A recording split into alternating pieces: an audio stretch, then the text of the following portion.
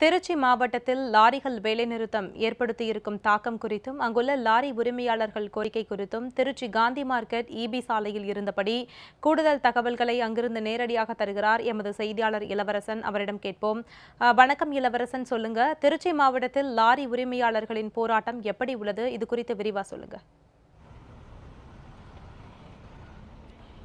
கண்டிப்பா இந்திய அளவில் இன்று வேலை நிறுத்தம் லாரிகள் ஓட்டுநர்கள் மற்றும் உரிமையாளர்கள் அனைத்து தொழிற்சங்கங்களும் ஈடுபட்டு உள்ளது. குறிப்பாக தமிழகத்தில் லாரிகள் ஓடாது என்று பல்வேறு மாவட்டங்களிலும் லாரி உரிமையாளர்கள் தங்களுடைய கூட்டத்தை கூட்டி தீர்மானம் நிறைவேற்றி அதன்படி இன்று தமிழகம் முழுவதும் லாரிகள் ஓடவில்லை. இதன் ஒரு பகுதியாக திருச்சி மாவட்டம் என்பது தமிழகத்தின் மத்திய பகுதியாக உள்ளது. தமிழகத்தின் மத்திய பகுதியான திருச்சி பகுதியிலிருந்து தான் தமிழகத்தின் பல்வேறு பகுதிகளுக்கு காய்கறிகள் மட்டுமல்லாமல் வணிகங்கள் சம்பந்தமாக மற்றும் பல்வேறு தொழில் நிமித்தமாக பல்வேறு வாகனங்கள் சென்று வரும். இந்த நிலையில் திருச்சி மாவட்டத்தில் இன்று லாரி உரிமையாளர்கள் மொத்தமாக வேலைநிறுத்தத்தில் ஈடுபட்டுள்ளனர். சுமார் 5000 லாரிகள் இதில் ஈடுபட்டுள்ளது. இதில் ஒரு நாள் ஒன்றுக்கு 15 கோடி கிட்டத்தட்ட அரசுக்கு வருவாய் இழப்பு ஏற்படும். இதனால் பொதுமக்களுக்கும் பாதிப்பு ஏற்படும். ஆனால் மத்திய மாநில அரசுகள் தொடர்ந்து இந்த லாரி உரிமையாளர்களை அவர்களுக்கான கோரிக்கையை நிறைவேற்றாமல் வஞ்சித்து வருகிறது. அதனை கண்டித்து பல கட்டமாக மத்திய மாநில அரசுகளுக்கு கோரிக்கை வைத்தனர் இந்த லாரி உரிமையாளர்கள். ஆனால் இவர்களுடைய கோரிக்கை நிறைவேற்றாமல் காலங்கள் தாழ்த்தி வருவதை கண்டித்து தான் இன்று ஜனநாயக முறையில் அவர்கள் போராட்டத்தை கையில் எடுத்துள்ளனர். இந்த போராட்டம் குறித்து திருச்சி மாவட்ட லாரி உரிமையாளர் சங்க சுப்பு நம்முடைய இணைந்திருக்கிறார். அவரிடம் கேட்போம். ஐயா வணக்கம். இந்த லாரி உரிமையாளர் சங்க போராட்டத்தில் இந்த திருச்சி மாவட்டத்தில் எந்த வகையில் பாதிக்கப்படுது, அதை பற்றி கொஞ்சம் சொல்லுங்கள். இன்று காலை 6 மணியிலிருந்து ஸ்ட்ரைக்கு ஆரம்பித்து விட்டோம், தொடங்கியுள்ளது. கிட்டத்தட்ட ஒரு 5000 வண்டி இந்த திருச்சி மாவட்டத்தில் இந்த ஸ்ட்ரைக்கில் கலந்துருக்கிறோம். ஒரு இன்றைக்கு வணிகர்களுக்கு ஒரு 15 கோடியிலேருந்து 20 கோடி ரூபா வரலும் இன்றைக்கி அரசுக்கு இழப்பு ஏற்பட்டிருக்குது. இன்னும் இதை எங்களுடைய கோரிக்கைகளை நிறைவேற்றவில்லை என்றால் இன்னமும் தீவிரப்படுத்துகிற மாதிரி எங்களுடைய இந்த செய்கை ஆரம்பம், இந்த செய்கை தொடரும். இப்போ பல்வேறு கோரிக்கைகள் லாரி ஓட்டுநர் சங்கம் சார்பாக வச்சுருக்கீங்க. அதில் குறிப்பாக சொல்லணும்னா இந்த ஜிஎஸ்டியில் கொண்டு வரணும்னு சொல்கிறீங்க. ஜிஎஸ்டியில் கொண்டு வரணும்னா இந்த பெட்ரோல் டீசல் ஏன் கொண்டு வரணும்னு நீங்கள் எதிர்பார்க்குறீங்க, அதை பற்றி கொஞ்சம் சொல்லுங்கள். சார், நாங்கள் ஒரு ஹோட்டலுக்கு போனால் ஒரு உணவுப் பொருளுக்கு முதற்கொண்டு சிஎஸ்டி வரி போட்டு வாங்குகிறாங்க. அதே மாதிரி இந்த டீசல் வெளி மாநிலத்திலேருந்து வெளி நாட்டிலேருந்து கொள்முதல் பண்ணுறவங்க இந்த சிஎஸ்டி வரியை போட்டு இவங்களே எடுத்து செய்யலாமே. அதை விட்டுட்டு லிட்டருக்கு 25 ரூபா குறையும், ஒரு லிட்டருக்கு 25 ரூபா குறையும். எங்களுக்கு இந்த லாரியில் இந்த செய்க்கு இந்த சிரமங்களே கண்டிப்பாக குறையும். ஒரு லிட்டருக்கு 25 ரூபா குறைஞ்சின்னா எங்கள் சிரமங்களே குறைஞ்சிரும். ஓகே, நன்றி. இப்படி பல்வேறு தரப்பினரும் சொல்லி வரும் நிலையில் நம்முடைய லாரி உரிமையாளர் சங்க மாவட்ட செயலாளர் ஆர்கே பிரபாகரன் நம்முடைய இணைஞ்சிருக்கா. அவரிடம் கேட்போம். இவர்களுடைய கோரிக்கை மத்திய மாநில கேட்பதெல்லாம் ஒரு 3 மிக முக்கியமான கோரிக்கைகள் 3 தான். ஒன்று ஜிஎஸ்டிக்குள் பெட்ரோல் டீசலை கொண்டு வர வேண்டும். அடுத்து சுங்க கட்டணத்தை இந்தியா முழுவதும் ஒரே கட்டணமாக செலுத்த லாரி உரிமையாளர் ரெடியாக இருக்காங்க. அந்த கோரிக்கை என்னன்னு அந்த செயலாளர் கேட்போம். ஐயா, இந்த ஜிஎஸ்டிங்கிற மாரி நீங்கள் லாரி உரிமையாளர் சுங்க கட்டணத்தை ஒரே டைமில் கட்டணும்னு சொல்கிறீங்க. அந்த எப்படி அதை கட்டுறீங்க? அதனால் என்ன லாபம் வரும், மக்களுக்கு என்ன லாபம் வரும், அதை பற்றி கொஞ்சம் சொல்லுங்கள். இந்த போராட்டம் சுங்கச்சாவடி கட்டண குறைப்புன்னு ஒரு கோரிக்கை வச்சுருக்கோம். இந்த கோரிக்கைன்றது லாரி உரிமையாளர்களே டிமானிலேஷன் வந்தப்போ கவர்மெண்டோட கணக்குப்படி, national highway authority of India கணக்குப்படி ஒவ்வொரு நாளைக்கும் ஒரு 52 கோடி ரூபாய் இழப்பீடு கொடுத்தாங்க. அப்படி இழப்பீடு பார்க்குறப்போ ஒரு நாளைக்கு 52 கோடி ரூபா, வருஷம் முழுவதும் ஒரு வருஷத்துக்கு 18,000 கோடி ரூபா இழப்பு அவங்களுக்கு அரசாங்கம் கொடுக்கணும். அந்த முழு தொகையுமே லாரி உரிமையாளர் நாங்களே அந்த தொகையை செலுத்திடுறோம். வருஷத்துக்கு ஒரு வருஷத்துக்கு முன்னாடியே அட்வான்ஸாகவே நாங்கள் பணம் கட்டுறதுன்னு நாங்கள் ரெடியாக இருக்கோம். எங்களோட சங்கத்து மூலியமாக ஆல் இந்தியா மோட்டார் காங்கிரஸ் எல்லாமே இப்போ பேச்சுவார்த்தையில் இந்த பணத்தை நாங்கள் செலுத்துகிறோம். இந்த பணம் நாங்கள் லாரி உரிமையாளர்களை இப்போ பண்ணுறதுனால கார் ஓட்டுநர்களாக இருக்கட்டும், பொதுமக்களில் கார் ஓட்டுநர்கள், சின்ன சின்ன ஆட்டோ, வேன், பஸ்ஸு எல்லாமே இதில் பயனடையும். லாரி உரிமையாளர்கள் இதில் என்ன கணக்கு ஒரு மாதத்துக்கு பார்த்திங்கன்னா நாங்கள் எவ்வளோ கொடுக்குறோன்றதை வருஷம் பூராவே நாங்கள் செலுத்திடுறோம். ஒரே தொகையாக செலுத்திடுறோம். இந்த கோரிக்கையை அரசாங்கம் நிறைவேற்றணும். ஏன் இப்போ இந்த கோரிக்கை அரசாங்கம் நிறைவேற்றாமல் மத்திய அரசு உங்களுக்கு ரொம்ப இந்த கோரிக்கை அதை பற்றி என்ன நினைக்கிறீங்க?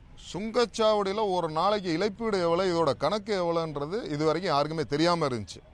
பண மதிப்பீடு இழப்பு என்னைக்கு நடவடிக்கை வந்த அன்னைக்கோ சுங்கச்சாவடிக்காரவங்களாம் சுங்கச்சாவடிக்கு கவர்மெண்ட் கொடுத்த நஷ்டஈடு 52 கோடி ரூபா தான் அரசாங்கம் வந்து மத்திய அரசாங்கம் வந்து 52 கோடி ரூபாய் தான் அவங்களுக்கு இழப்பீடாக கொடுத்துச்சு. அதுக்கப்புறம் தான் ஒரு நாளைக்கு இழப்பீடு எவ்வளோன்ற கணக்கை இழப்பீடு கணக்குன்றதே வெளியில் தெரிய ஆரம்பிச்சிச்சு. அந்த இழப்பீடை லாரிக்காரவங்க national permit all India permit உள்ளவங்களே செலுத்திடுறோம். இது செலுத்துறதுனால லோக்கலில் ஓட்டுற லாரி உரிமையாளர்களுக்கும் சரி, சுங்க ஆட்டோ ஓட்டுநர், பப்ளிக் பொதுமக்கள் வச்சிருக்க காருக்கு முதற்கொண்டு லாரி உரிமையாளர்களை இந்த அமௌண்ட்டை செலுத்திடுறோம். அப்படி பார்க்குறப்ப பார்த்தீங்கன்னா ஒரு லாரி உரிமையாளர்களுக்கு ஒரு வருஷத்துக்கு வந்து டோல் கட்டணமாக 50,000 ரூபா மட்டும் செலுத்தலாம். எங்கள் கணக்கு பிரகாரம், ஆல் இந்தியா மோட்டார் வாகன கணக்கு பிரகாரம் ஆல் ஓவர் இந்தியாவில் இருக்கிற லாரிகள் ஒரு லாரிக்கு 50,000 ரூபா வசூல் பண்ணால் இந்த பணத்தை நாங்கள் செலுத்துகிறோம். ஆனால் எங்களுக்கு ஒரு டெல்லி போயிட்டு வர்றதுனால ஒரு ட்ரிப்புக்கு வந்து ஒரு தமிழகத்துலேருந்து டெல்லி வரைக்கும் போகிற ஒரு வண்டிக்கு ஒரு ட்ரிப்புக்கு போயிட்டு வர்றதுக்கு எங்களுக்கு 30,000 ரூபா வரைக்கும் செலவாகுது. அரசாங்க கணக்குப்படி ஒரு லாரி வந்து நேஷனல் பர்மிட் 50,000 ரூபா செலுத்தினாலே போதும். அப்படி செலுத்துகிறப்ப காரு, பொதுமக்கள் பயன்படுத்துகிற காராக இருக்கட்டும், வேனாக இருக்கட்டும், பஸ்ஸு, எதுவுமே எல்லா டோலையுமே நாங்கள் ஃப்ரீ பண்ணி விட்றோம். அனைத்து தொகையுமே லாரி உரிமையாளர் நாங்களே செலுத்துகிறோன்றது தான் அரசாங்கத்துக்கு வச்சுருக்க கோரிக்கை. ஐயா, இப்போ வந்து லாரி ஸ்ட்ரைக் வந்து இன்னிலிருந்து ஈடுபட்டிருக்கீங்க.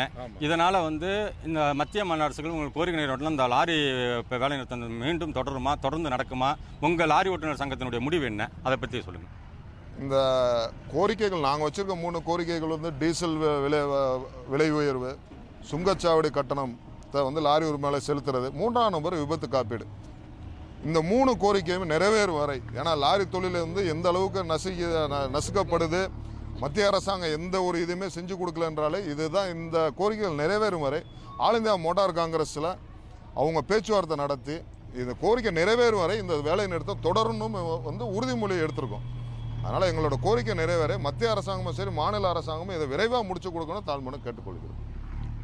தொடர்ந்து இந்திய அளவில் வந்து தொழிலாளர்கள் விரோத பகை வந்து மத்திய அரசும் சரி, மாநில அரசும் சரி எடுத்து வருகிறது. இதனால் வந்து விவசாயிகள் மட்டுமல்லாமல் பல்வேறு தரப்பினரும் பாதித்து வரும் நிலையில் வந்து லாரி ஓட்டுநர்கள் தங்களுடைய வாழ்வாதாரத்திற்கும் தங்களுக்கு வேலை செய்யும் ஓட்டுநர்கள், லாரி உரிமையாளர்கள், கிளீனர்கள் என பல்வேறு லட்சக்கணக்கான தொழிலாளர்கள் நாள் ஒன்றுக்கு பாதிக்கப்படுகின்றனர். அவர்களுக்கான கூலிகள் இன்று முதல் வந்து வழங்கப்படாததால் வேலை நிறுத்தத்தால் அவர்கள் மிகப்பெரிய கஷ்டத்தில் ஈடுபட்டுள்ளனர். இதனால் திருச்சி மாவட்டத்தில் எவ்வளவு நஷ்டம் அடைஞ்சிருக்கு என்பதை பற்றி நம்ம மாவட்ட பொருளாளர் நம்முடைய எழுந்திருக்கா. அவருங்கப்பா. ஐயா வணக்கம். இப்ப திருச்சி மாவட்டத்தை பொறுத்தவரை திருச்சி மாவட்டத்தில் எந்தெந்த ஏரியாவில் எவ்வளவு லாரிகள் இயங்கல, இதனால நாள் ஒன்றுக்கு பாதிப்பு வந்து எவ்வளவு இருக்கும், இதனால பொதுமக்களுக்கு என்ன பாதிப்பு இருக்கும், அதை பத்தி கொஞ்சம் சொல்லுங்க. திருச்சி மாவட்டத்தை பொறுத்த வரைக்கும் டால்மியாபுரம், மணப்பாறை, துறையூர், திருவரம்பூர் இதை சுற்றி உள்ள டோட்டலாக எடுத்துட்டிங்கன்னா ஒரு 7,000 8,000 லாரி வரைக்கும் வேலை நிறுத்தத்தில் கலந்துருக்கோம். 7,000 8,000 லாரிகள் வேலை நிறுத்தத்தில் இந்த லாரி வேலை நிறுத்தத்தில் கலந்துருக்கோம். இதனால் அரசுக்கு சுமார் ஒரு 15 கோடி ரூபா இழப்பு ஏற்படும், வர்த்தகம் இழப்பு ஏற்படும். நாள் ஒன்றுக்கு 15 கோடி இழப்பு ஏற்படும். இதனால் ஓகே, நன்றி. இதனால் வந்து இப்போ லாரி உரிமையாளர்கள், ஓட்டுநர்களுக்கு மட்டும் வந்து பாதிப்பு கிடையாது, பல்வேறு தரப்பினரும் இப்போ லாரி தொழிலை நம்பி வந்து ஓட்டுநர்கள் மற்றும் கிளீனர்கள் மற்றும் பல்வேறு தரப்பினரும் தமிழ்நாடு அளவில் வந்து லட்சக்கணக்கான பேர் இருக்காங்க. அவங்க வந்து ஒரு நாள் ஒன்றுக்கு கூலி வேலை செஞ்சால் தான் அவங்களுக்கு கிடைக்கும். இந்த நிலையில் வந்து ஓட்டுநர் நம்பர் இணைஞ்சிருக்காரு. ஐயா, இந்த ஓட்டுநர் நீங்கள் வந்து லாரி உரிமையாளர்கள் சங்கத்தின் சார்பாக இந்த லாரி ஓட்டுநர்கள் இந்த சங்கத்தை ஈடுபட்டு இருக்கீங்க. இதனால் இப்போ உங்களுக்கு ஒரு நாளுக்கு கூலி பாதிக்கும். மத்திய மாநில அரசுகள் வந்து தொடர்ந்து நடவடிக்கை எடுத்து இந்த கோரிக்கை நிறைவேற்றலாம், உங்களுக்கும் கூலி பாதிக்கும். அதனால மத்திய மாநில அரசு என்ன கோரிக்கை வைக்கிறீங்க, உங்களுடைய பிரச்சனை என்ன, அதை பற்றி? அதாவது வந்து சார், டோல் பூத்து வரியை குறைக்கணும், டோல் பூத்து வரியை குறைக்கணும், வண்டி வந்து ஸ்ட்ரைக்கு இன்னிலிருந்து காலவரையற்ற இந்த 3 கோரிக்கை நிபந்தனை நிப்பாட்டி காலவரையற்ற ஸ்ட்ரைக்கு ஈடுபடுவோம். அதனால் வந்து எங்களுக்கு வந்து ஒரு நாளைக்கு கூலி வந்து 500 ரூபா மாரி எங்களுக்கு இழப்பீடு வருது. அதை பார்த்து நீங்கள் மத்திய அரசு தான் ஏற்பாடு பண்ணி சீக்கிரமாக முடிக்க ஏற்பாடு பண்ணலாம். மாநில அரசும் மத்திய அரசும் ஏற்பாடு பண்ணி முடிக்க, பொதுமக்களும் இதில் சிரமத்துக்கு உண்டாகிறாங்க. காய்கறி போக்குவரத்து எல்லா விலைவாசியும் அதிகமாகுது. வேறனால வந்து பொதுமக்களும் இதில் அதிகமாக ஈடுபட்டு அவங்களும் பாதிக்கப்படுறாங்க. இதனால் சீக்கிரமாக இதை முடிக்கிறதுக்கு ஏற்பாடு பண்ணி மத்திய அரசும் மாநில அரசும் தயவுசெய்து பண்ணி கொடுக்கணும். இப்படி பல்வேறு தரப்பினரும் பாதிக்கப்படும் நிலையில் வந்து லாரி ஓட்டுநர்கள் மட்டுமல்ல, தொழிலாளர்கள் மட்டுமல்ல, இதை நம்பியிருக்கும் லட்சக்கணக்கான தொழிலாளர்களோட பொதுமக்களும் விரைவில் வந்து பாதிக்கப்பட உள்ளார்கள். ஏனென்றால் லாரியிலிருந்து பல்வேறு பகுதியிலிருந்து காய்கறிகள் மற்றும் மளிகை பொருட்கள் உள்ளிட்ட பல்வேறு பொருட்கள் மற்றும் கட்டுமான பணிகளுக்கு தேவையான மணல், ஜல்லி, இரும்பு போன்றவை ஏற்றுவதற்கு என பல்வேறு தரப்பினரும் பாதிக்கப்படும் சூழ்நிலை ஏற்பட்டுள்ளது. இதனால் பொதுமக்கள் மட்டுமல்லாமல் வணிகர்கள் மற்றும் பல்வேறு தரப்பினரும் பாதிக்கப்படும் நிலையில் வந்து திருச்சி மாவட்டத்தில் வந்து தொடர்ந்து மத்திய மாநில அரசுகள் தங்களுடைய கோரிக்கை நிறைவேற்றிவிட்டால் தொடர்ந்து 5000 லாரிகள் போராட்டத்தில் ஈடுபடும் எனவும் இதனால் நாள் ஒன்றுக்கு சுமார் 15 கோடி அளவில் வணிகம் வந்து நஷ்டம் ஏற்படும் எனவும் திருச்சி மாவட்டத்தில் கூறியுள்ளனர். ஜெயப்பிரகாஷ் செய்திகளுக்காக ஒளிப்பதிவாளர் கணேஷ்குமாருடன் இளவரசன்.